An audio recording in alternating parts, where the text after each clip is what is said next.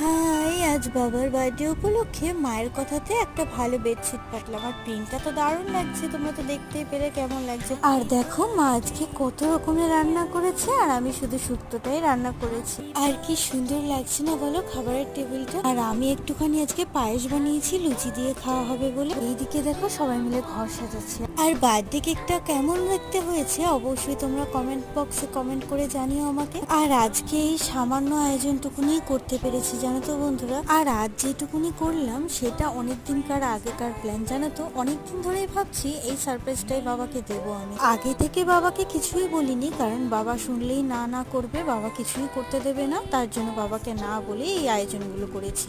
অবশ্য মা জানতো আমার এই আয়োজনের কথা, আর মাকেও জানিয়ে দিয়েছিলাম বাবাকে যেন না বলে। আমি আর বোন দুজনেই বাবার বার্থডেতে একটা জামা দিয়েছি। আর আজ তো খুবই হ্যাপি লাগছে বাবাকে কিছু দিতে পেরে। বাবার জন্য এই হটডগটা এনেছি, সেটা এখন বাবাকে দিচ্ছি।